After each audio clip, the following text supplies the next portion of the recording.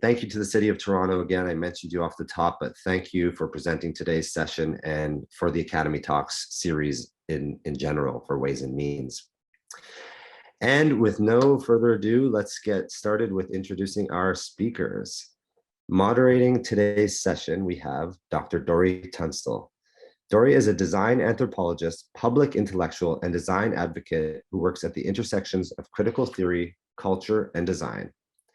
As Dean of Design at Ontario College of Art and Design University, she's the first Black female dean of a faculty of design. She is recognized as a leader in the decolonization of art and design education. Welcome, Dori. Good. And hi. Hi. Good to see you. Joining Dori, I'll just quickly say a few words about Donald. Donald Mowat, with over 30 years experience, Donald is a two-time BAFTA Film Award nominee, a Primetime Emmy Award winner, and one of Hollywood's most in-demand department head makeup artists. His credits include, as you may have guessed from the opening, 8 Mile, The Fighter, Nightcrawler, Prisoners, Sicario, Skyfall, Blade Runner 2049, First Man, The Little Things, and of course, Denis Villeneuve's adaptation of Frank Herbert's Dune as makeup, hair, and prosthetics designer and department head. So basically a list of all my favorite movies. He's a past board member of the Actors Fund, as well as the Canadian Academy, representing the art department branch, and served 12 years on the executive branch committee for the Academy of Motion Pictures and Sciences. He has been awarded the Diamond Jubilee Medal and the Sovereign's Medal for volunteers for his service to BAFTA Los Angeles and their outreach education program. Based in LA and Toronto and represented by UTA. And I'm personally proud to call him one of my friends and mentors over the years. So thank you to both Dori and Donald for being here, and welcome. I'm looking forward to the conversation. Over to you guys. Hello. So Donald, I'm so excited to be speaking with you again today. And you're on mute. You're on mute. We need to unmute you. There, we've done it. There we go. Hi, Dori. Hi, everybody. Thanks for doing this. And Louis, nice to see you. We go way back. Louis is a really good friend and the Academy of Canadian Cinema. And Dori is my new best friend. So as Louis presented, you've had a 30-year career in film and television, but of course it started here in Canada. And so Can you just describe, like, you know, how you started off Montreal and Toronto, and how along with you has the Canadian film and television scenes evolved?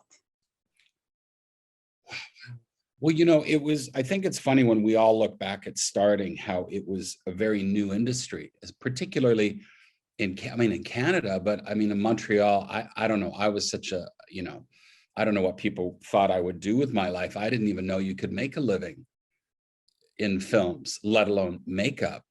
So I think when I realized you actually could make a living, and I put 2 and 2 together, and you meet people along the way that say you should try this or do this or go there. And that was my start working, you know, in theater and operatic societies and very no budget films for no money, but you get a credit. You know, that's how it was. And it still is very much like that. And that led to, you know, you go west sometimes. At that time you went west. So I went Montreal to Toronto and spent a lot of time there, and then to New York and Los Angeles. But it's 35 years ago. So I think a lot's changed. But at the time, Dori, it was kind of, you did whatever, you know, when you love to do something, it wasn't about money. It was just getting actually paid something to do what you love to do, meant everything. And I was very lucky to be able to do that very early on.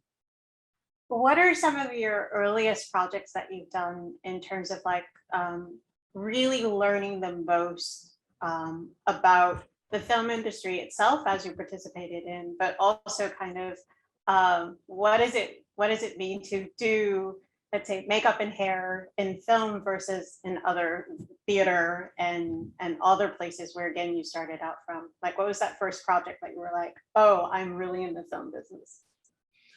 I think the storytelling was always something I loved. So, you know, I think we we gravitate towards things, going to the theater and seeing films as a kid. I mean, I was a Masterpiece Theater kid. I mean, that's a geeky kid, 9 or 10 watching PBS Tom Brown School Days.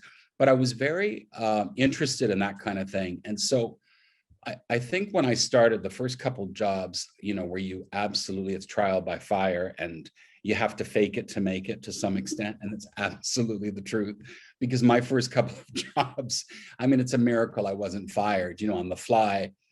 The most gracious, incredible people that hired me, Stéphane Dupuis, brilliant at what he does, Shauna Jabor, all those people who gave me opportunities because they saw that I loved to do it. But boy, did I make some mistakes. If it were today, I probably wouldn't have kept the job, continuity, that kind of thing.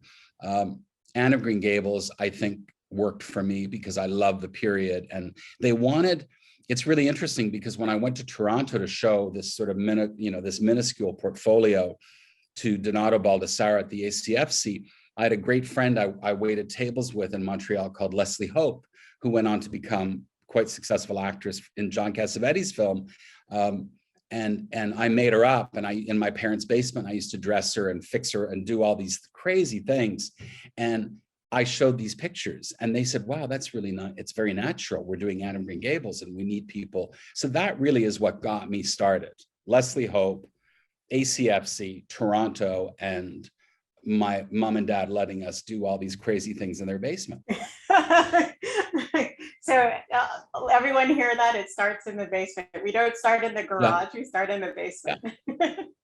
So where do you see the Canadian and film and television scene now? In terms of like opportunities for people? Are we at a point where we're self-sustaining, meaning that you don't have to go to New York, you don't have to go to Hollywood in order to expand your career? I don't think you do anymore. At one point you did.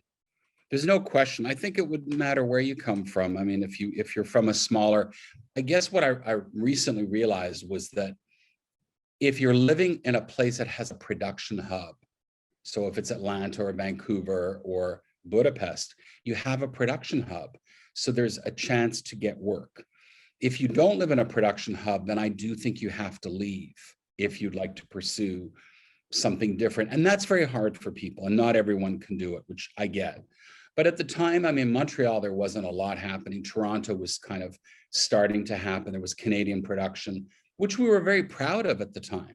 We had, exclusively Francophone productions in Montreal. We had co-productions in Toronto with, all kinds of countries. And then the US market kind of started coming in. And I think a lot of people felt attracted to that, which of course I did as well, because in some respects, the Canadian industry kind of let us down a little bit in the 80s, where we were being trained by Atlantis and we were making great projects for CBC. And then suddenly they weren't interested in making production. So you had this talent pool that were really all looking to serve as US productions. And I think that's changed, because now the production's changed a lot and it's very exciting what's happened. So I think you can stay where you live in Canada. I think in the US, Atlanta was never a hub until 10 years ago. So it's cyclical, it changes, different countries, have moments, and people have to kind of move with that, I think. So let's talk about the film that everyone is super excited about, Dune, which is premiering here in Canada on October the 22nd. So super excited. Got to see it at TIFF. So what does it take to do hair and makeup for such a racially and gender diverse cast as in Dune, and make everyone look so beautiful? I mean, going even just through the reel to sort of see all the different faces, the different hair textures, like how do you approach doing that? And again, making everyone look so individually beautiful. Well, at the time, you don't always set out, a lot of different challenges presented themselves. I mean, first and foremost, it's your team. It's the team. it's a group effort. There's so many incredible people that came along with me that, once I had the job and started designing initial looks and going through with Denis and costumes, with Jacqueline West and Bob Morgan and Patrice, I brought together an incredible group of people from all over. I mean, so that's what gives you the kind of security and knowing you can start coming up with being able to deliver some of the looks. The casts were incredible because, and I really think this speaks to Denis Villeneuve, who I've worked with on 4 films now. He has a way about him in telling stories and directing and putting together a creative key team and costume and makeup and production design that want to do great work for him and help tell the story. And then the actors kind of fall into place. They turn up and they're so excited to be working with Denis that they kind of do what he says. And I think it's really refreshing that you can have someone turn up and say, look, I want to be in your film. And what do I need to do? And I think Denis then gives you this incredible opportunity to be creative and try different things. And as you said, tremendously diverse cast, different hair textures. And then I'm able to find a crew who can do all kinds of things.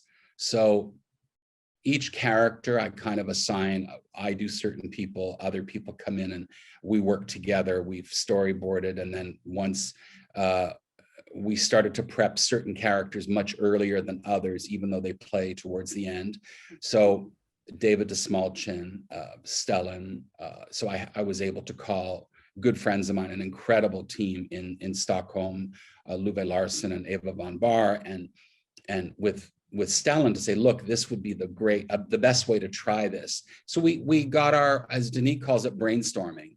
And I was able to brainstorm with a lot of my friends and colleagues, which made Dune really special for me. Joe McNeil is from Canada, based in the UK, is my key.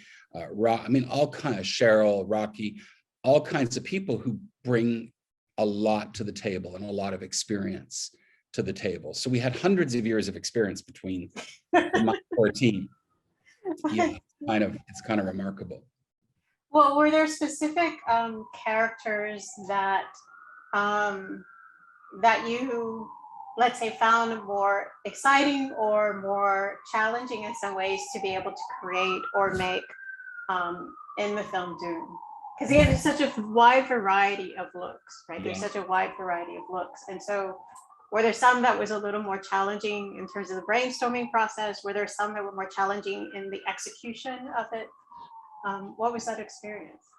I think it's interesting because when I look back, it's a few years ago, when I look back and speaking to people who I still work with and how, say, for instance, the Baron, presenting that to Denis and coming up with some initial ideas, it's huge.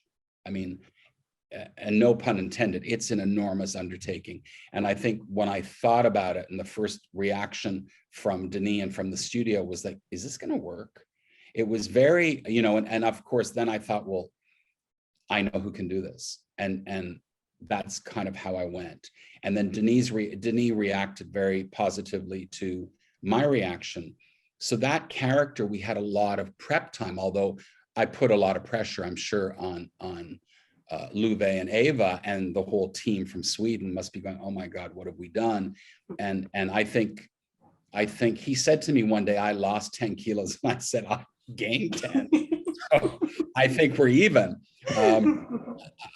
But, to be honest, sometimes the simplest things, and I think people listening, colleagues of mine who I know have signed on, will understand this. And in art, and you understand that, Dori, sometimes the simplest thing is so difficult. And mapping out the look for Josh Brolin, just that scar, that scar, for God's sakes, it became a thing, but it had to be done. And Luve rescued me again. So I think, I owe him a lot. Josh Brolin was, there's nobody better to work with, because I could call Josh up and before he arrived and said, look, we tried a few things. I'm thinking about this, but what do you think? And he's always in these very prosthetic heavy films, you know, like a square, you know, a square metal head and scars. But let's just go softer, subtle. And he was great to do that. And all of our cast, you know, Rebecca Ferguson and Sharon, when I look at them, how everybody came very open. No one came to us with any specific demands of how they wanted to look, which can happen on very contemporary films. But the cast like this. So I think we mapped out each character the best way I knew how to work with Denis, which was to go through each one and the stages we would prep them in, and then when they would film. So one of the things that, again, is really striking about Dune, which again, you know, this past weekend I went over and looked at the earlier version of Dune. I went and looked at a few clips from like the children of Dune. And one of the things that was really remarkable is that you've actually created alien and human races in this film. Like, for example, the Harkonnen are an actual race with a distinct look and feel. Mm-hmm. Like, so how do you approach creating in some ways like an entire race of, in this case, humanoid aliens? Mm-hmm. And what was for me, again, really amazing was that, like, again, they looked beautiful. Like the Baron is himself a character, but as a race, they looked beautiful, Mm-hmm. right? And then you had an individual who, because of his own internal struggle, was not so beautiful, right? And so to make that kind of fineness and sort of detail, which again is done through the makeup and the costuming and the hair. So how do you create an alien race? Well, I mean, I think that it was really to be determined, because we never went into it we threw around, well, we did a lot of brainstorming. I mean, I have to be realistic. I have this collection at home of little scraps of paper and photographs from museums and films and clips of different things, so I could brainstorm. Denis usually starts first. Then you sort of counter it with sending him something. And you kind of do that until we all get onto the same page. That was something that changed quite a bit from our initial discussion. The Sardaukar had a very specific look, the Harkonnen, the Fremen. But I think because the Dave Bautista and Desmalchin and Stellan were coming in later in the schedule, it gave us a little bit of freedom to play with a few things. We did a couple of makeup tests for David Desmalchin in LA. Dave Bautista, we did not have a test because he was filming. And Stellan was able to have a test in Sweden, and then a camera test in Budapest. So we had a little leeway, not a huge amount. But it presented an unusual challenge, because it wasn't until we saw them with the armor and it was this bald. Denis was definitively bald and the no eyebrows. The trick was, Dori, not everyone's going to shave their head and not everybody's going to shave their eyebrows. What I've learned subsequently is more people will shave their heads than they will shave their eyebrows. So, as we were getting these numbers, oh, do you think you could do 20 or 30? And I sat there thinking, I guess. But then suddenly, do you think you could do 100 or 75? So we ended up ordering hundreds upon hundreds upon hundreds of eyebrow covers. And that seemed to be the thing we were going to focus on. And then this makeup, which was a little bit Mephisto, it was a little bit of alopecia. There's a lot of, what I love about Denis is you can throw a lot of elements at him and he loves it. And then you have to take it back a little bit and put some perspective and some based in reality. And suddenly Dave Bautista turns up looking oddly very attractive, I thought. And Denis felt that, and Stellan was sort of this big, there was something very attractive to people. So I went with it. I just thought, I get it. The armor, it works. A delight to work with all, Jackie and Bob, and because we really worked together. Everyone tried. We tried David, when I see him in that leather outfit, and we had that bald cap, and Steve Prouty made that for us, and Rocky did that makeup. Everybody, we were all working on the same film, trying to tell a story, and everybody was working together. And that was fundamentally a rare and extraordinary experience. Well, and I guess one of the things that is really striking is that everything you see in the film is believable.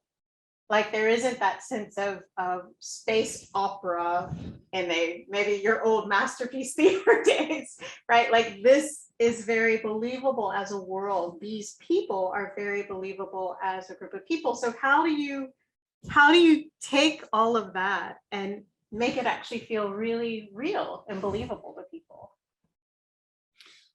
Well, I think the types of films I've been able to work on have been based in reality, especially with Denis. And I like that because it worried me a lot on Blade Runner. I felt it, and I think we all get anxious, anybody working the way we do. There's a lot of anxiety that comes with trying to bring something to the big screen.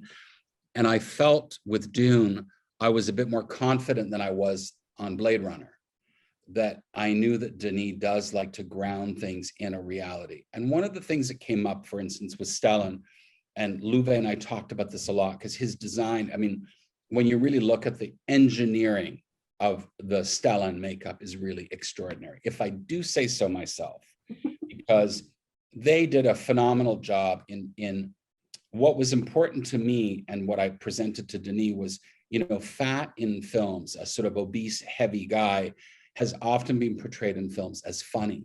It's Mike Myers in Austin Powers. And Denis responded to that because he knew I had a point. And we talked about Marlon Brando and Island of Dr. Moreau and Apocalypse Now.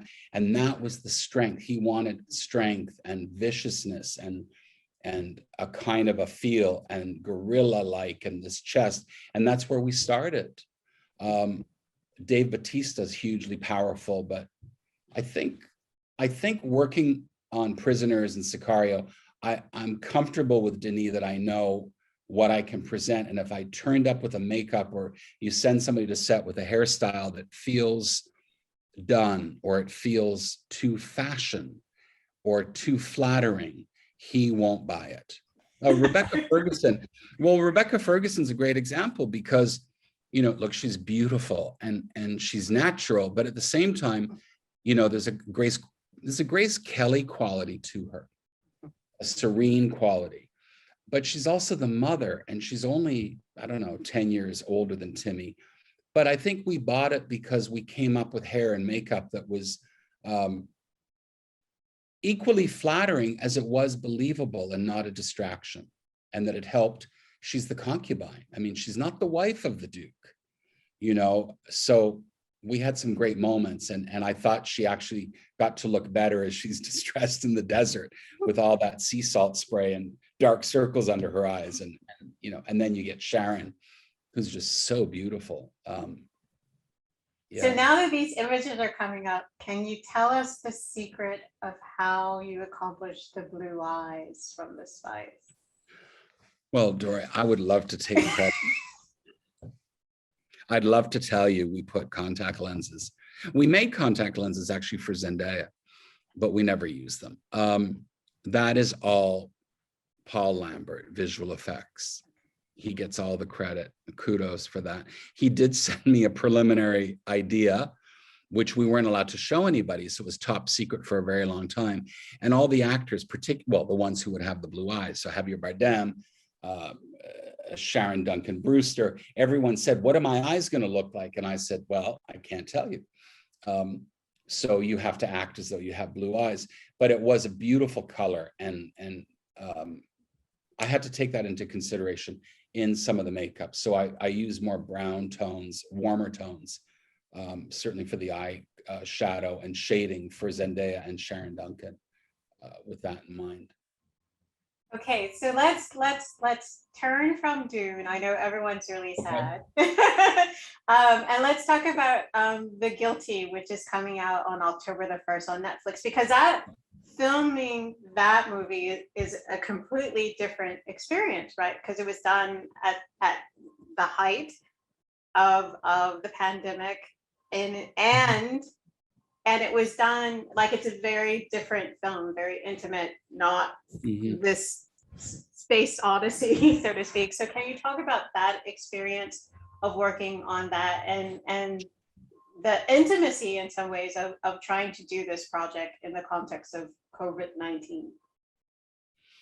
Well, it's very interesting because there was a simplicity to it, and it's Jake and two other actors, maybe three. I thought it was remarkable because he came up with this whole concept, and he called me one day and was telling me what this thing, and I thought it's good. I mean, we're not working. Everybody was, I was in LA, we were on lockdown, people were panicking. There was these, what was happening. I was doing Zoom calls with the union and the Academy, and everybody was in a state of what are we going to do? And here's Jake Gyllenhaal calling Antoine Fuqua to say, why don't we do this? There's a Danish movie. I just thought you guys were so clever. And talked to the Danish director, and I'm sorry I've forgotten his name, but he made this incredible film that I did watch. And like we all watched lots of things during the lockdown. And I thought it was great. And we shot in Los Angeles at the Sunset Gower in Hollywood, and Antoine directed it from a van right outside the studio. And we shot on one set, maybe two, for 11 days. And we prepped a little bit. They did a lot in post-production, to be fair. The sound, extraordinary. And Jake, in close-up like this, it's intense, but it's something he's very good at. And I thought Antoine and Jake are such a good pair. It's such good teamwork. And we had this small crew, and it took me back, made me think a little bit back to the old days where you could actually make a movie without 5 assistants and 12 producers. I'm not trying to offend anybody, but there is a point that we didn't have, separate craft service for the actors and the above the line. It was very democratic is what it was. And we had a great time. And I had a crew, and we just small crew, some background. And Jake had interesting the way he starts. He's a man, going through a lot personally and professionally. A lot happens to him in 91 minutes. Mm-hmm. It's quite a roller coaster. So then what do you do? Like if he's in super close up for 90 of the 91 minutes, like what do you do with his face? How do you capture the changes in this character through makeup in this process? Like he's sitting down in your chair. What do you do with him? Well, I think that we talked about it initially because we thought the character had some kind of asthma. So he's got a puffer, you'll notice in the film, which right away made me think, there's something about people who are a little bit, I don't want to say sickly, but there's something compromised. So I gave him sort of dark circles under his eyes. I had someone very good. I just thought, let's cut his hair because his hair was quite long. And it was a bit of a push for Jake, but obviously we had to cut his hair to kind of LAPD standard and clean shave, no Hollywood scruff. But that did so much of it because it set the parameter of the character. But then what he goes through by the end, well, when people see it, he starts off like a guy, he's just this guy, but there's a period of a very intense emotional roller coaster with a lot of anxiety. We've all had it, dry mouth, the sweats, rapid heartbeat. And so he starts to, sweat, and eventually it's quite profuse and he's nauseous. There's a whole thing happening. I don't want to give anything away, but he's taking 911 calls. You can imagine what he's listening to and the type of emotional roller coaster. And Jake's just one of those really great actors who he's quite watchable. There's something I've always found about him since I worked with him first on Prisoners, that he captures the screen, and that you can really look at his face and you can do lots of things to him with makeup, and he absolutely doesn't mind. You can make him look sickly, sallow, sweaty, oily, nauseous, and give him that sort of blow stuff in his eyes. He's all good to go. So you've had a long relationship doing makeup for Jake, and again, you're one of his personal makeup artists. Like, how did that relationship develop, and how has it evolved? I mean, he's calling you to tell him he has this film project he's interested in, so clearly there's an evolution in that relationship. I just think I think we get each other. I think he likes to try things. He's not one of those actors that you want to do lots of tests with, and you're free. You can sort of jump in and say, look, why don't we try this? And he's very open to it, and he doesn't want to spend a lot of time in the makeup chair. He likes to be in the space. Having worked on Broadway and the West End, he's used to that kind of collaboration. It's really refreshing. I only met him on Prisoners. I was on the film doing everybody, and you know, Viola Davis and Paul Dano, and there was Jake, and I thought, well, let's figure this one out. And the character was very difficult because in the script, Denis had said to me, you know, I don't really know, what are we going to do with him? Everyone else's part was it was on the page. I knew what Melissa Leo would need to look like, or Maria Bello, or Viola Davis. But we didn't know with Jake, and it was really, I'd say between Jake and Paul Dano was a great, for a makeup artist, to come up with looks for the character that really helped tell the story and made them enjoy playing the part. And so what does it mean to be his personal makeup artist? Like, what is that experience besides glamorous? Well, I always think it's harder sometimes than running the department. I always tell friends of mine, I think in some ways, because I've been a personal with many people over the years, sometimes it's more difficult because I think you are expected to really be there 100%. I think when you head the department, you've got a team with you that you can delegate to some extent, and you work as a team, and you move forward, and we all do something different. And when you're with one actor, I think they rely on you more. And I think there's a sense of duty, really, that somebody has asked you to be there. You're sort of their eyes and ears a little bit too, but if you see something that's not quite right, and Jake's just one of those people, it just worked with us, you know, I mean, I think I said to him one day, he tried to tell me something that I thought was just like not right. It was off. Something about makeup. And I went, let's just pretend you're the actor and I do the makeup. Let's just pretend. And he thought that was very funny. Now, you know, Dori, a lot of people wouldn't like to be told that, but he is someone that, in all seriousness, you could say to him, actually, I think you're wrong. I don't agree with that. And if you want an honest opinion, I'm probably a good person to call. And maybe that's why, you know, but I really love him. And I think he's a special person, a very good actor. And there's some great ones out there.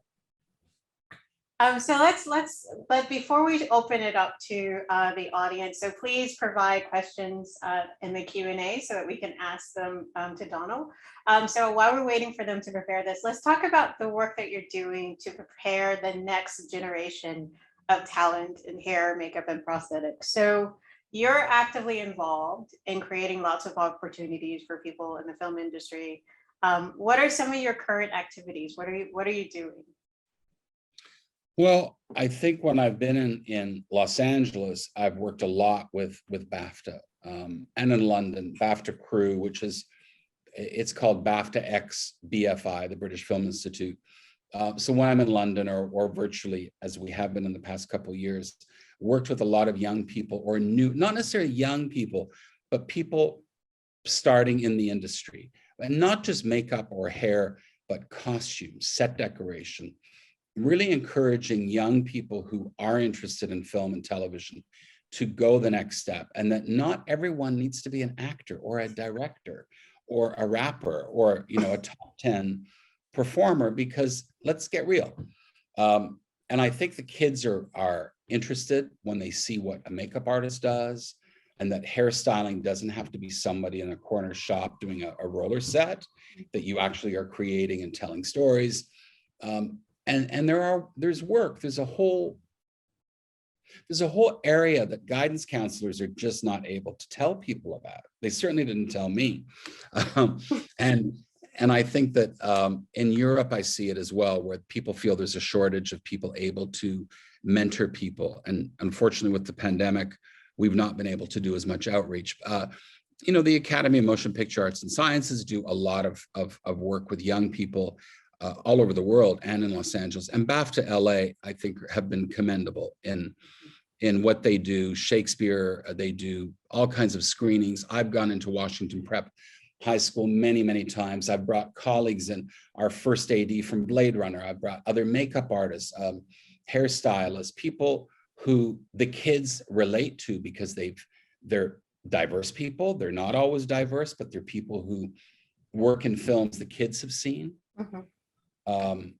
And I think it gives people a sense of there are jobs for us. We can be representative of something bigger.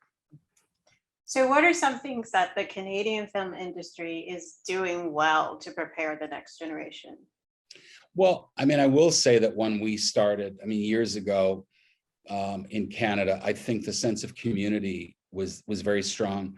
In Toronto, particularly in the 80s with the Academy of Canadian Cinema, we had the Genie Awards and the Geminis, and I think it was a hub. Toronto was it was kind of a hot spot of a lot of creative talent from all over Canada, actually even the US.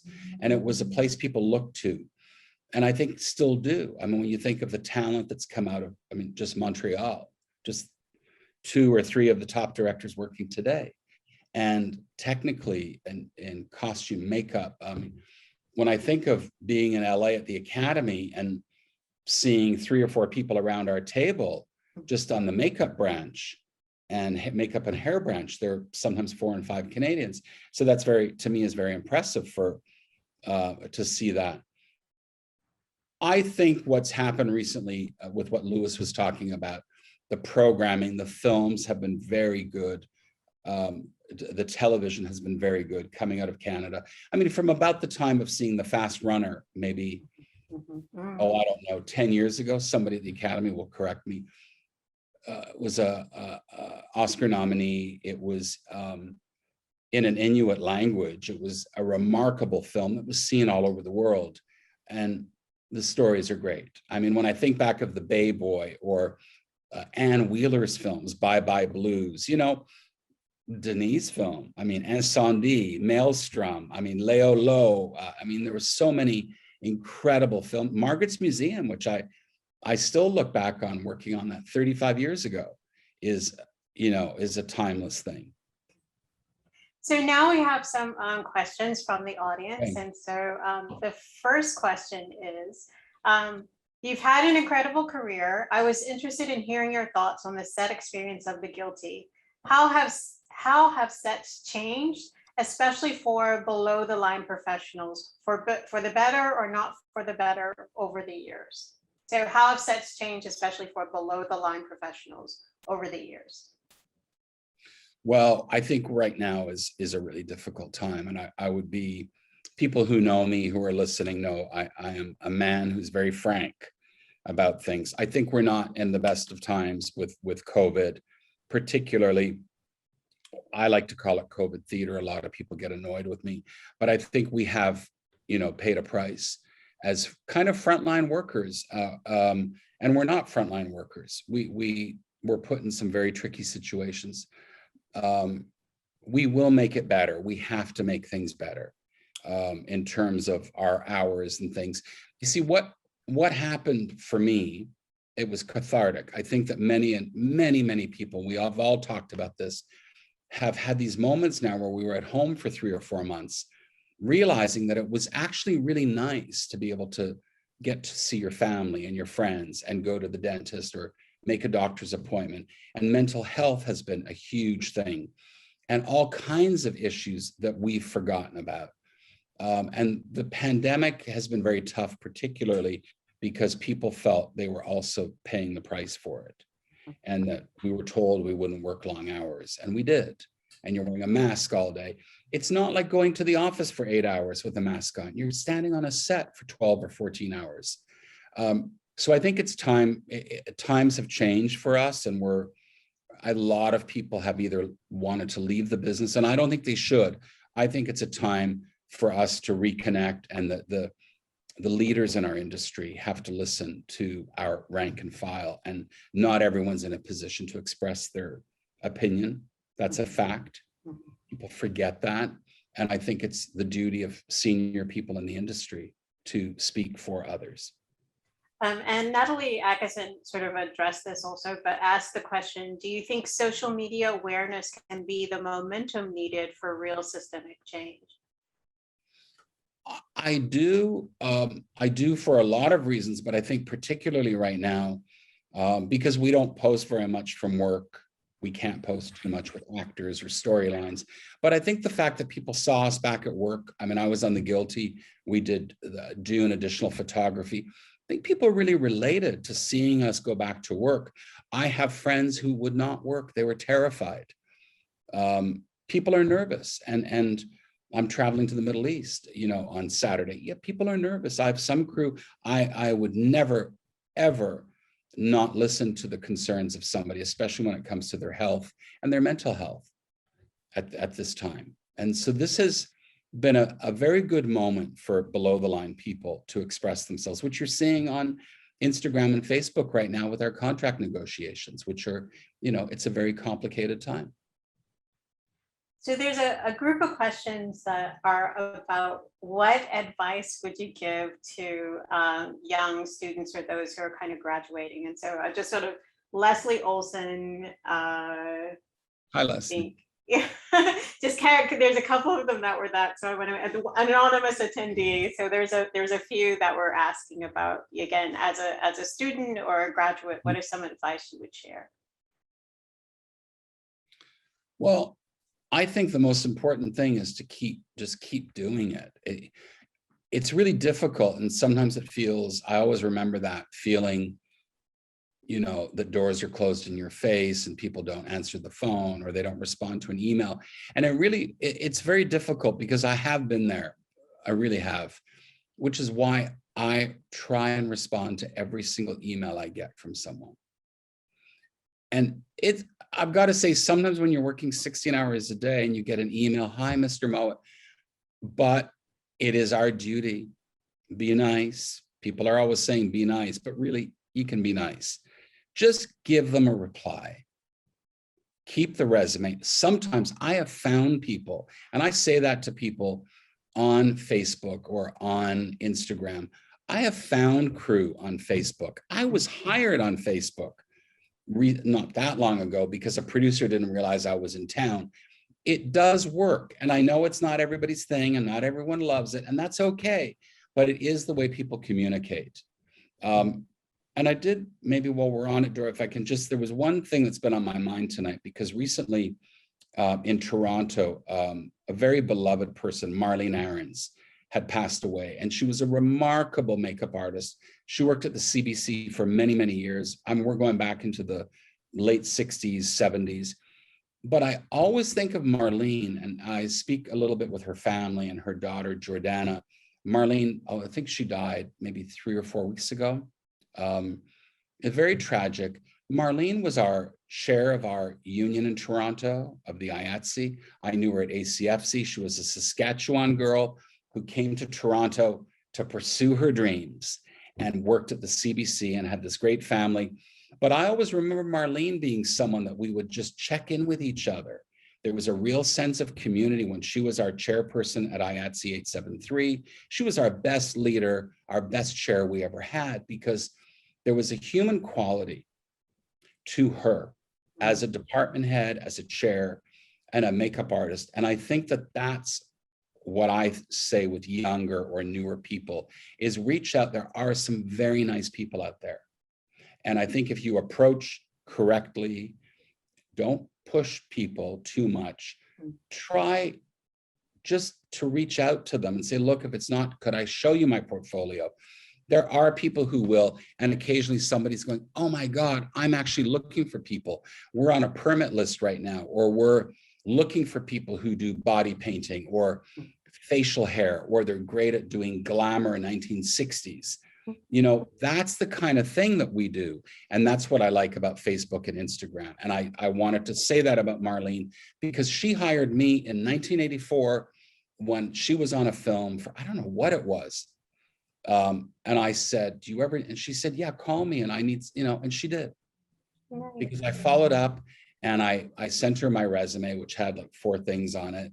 And I was, I don't know, 23 years old, 22. And she hired me for, I don't know, 10 or 12 days. And she subsequently worked on my team on 5 or 6 films. Many, many years later, she was working with me.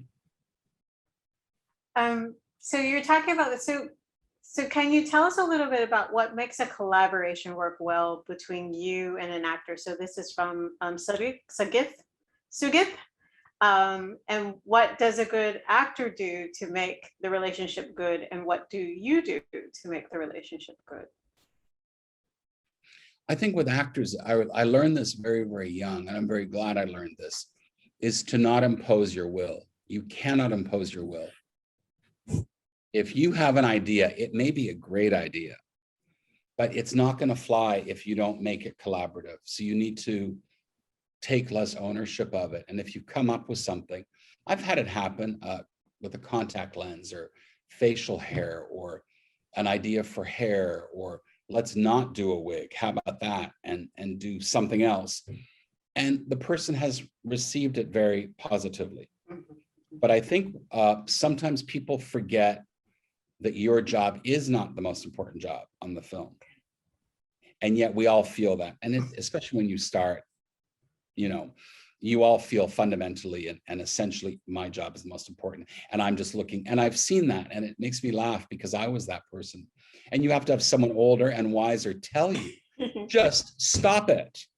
And I think once you have someone, a pearl of wisdom, I mean, we need those people. We had the Shirley Douglases. We had people who would say, that's not a good idea, and don't try that. And I think that was a great way to develop a good working relationship with actors who I would say, would you want to see anything? I've been working on a couple of things. Are you interested?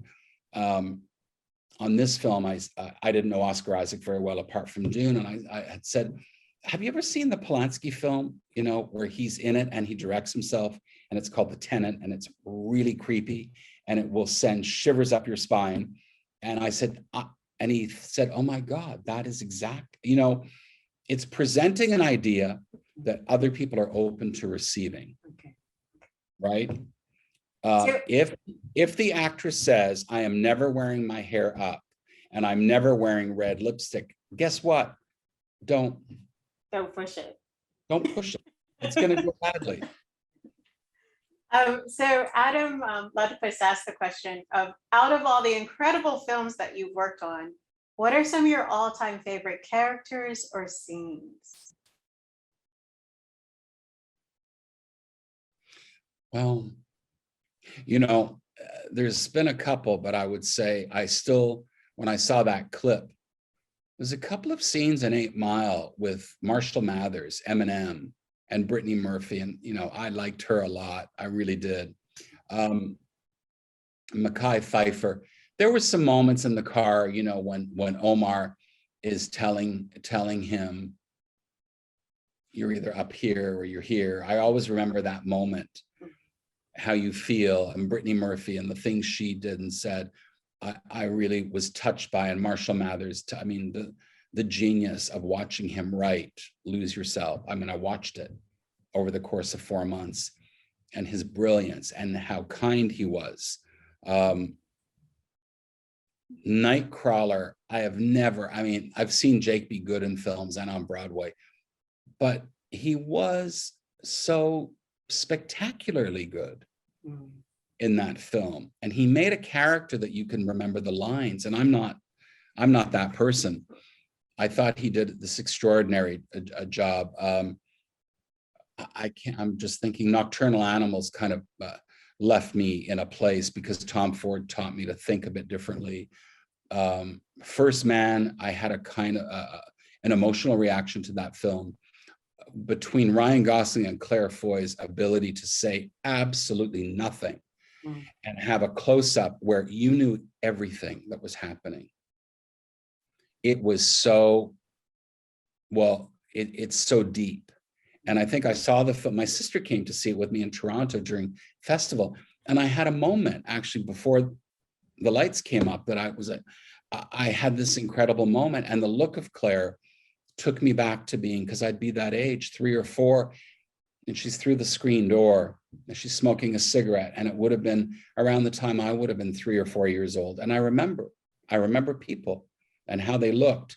And I felt very proud of how we did it. And we didn't go for beautiful or fashion 60s. We did real people. So we have time for just one more question. Okay. I know others want more,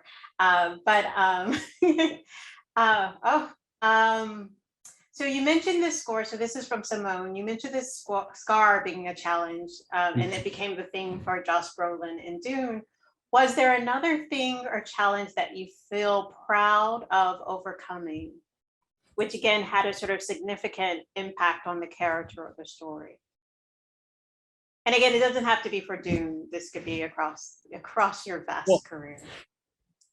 I think on Jared Leto, because I'd worked with him on Blade Runner and on The Little Things, it was very stressful because he came in very last minute, which is the way films are made now.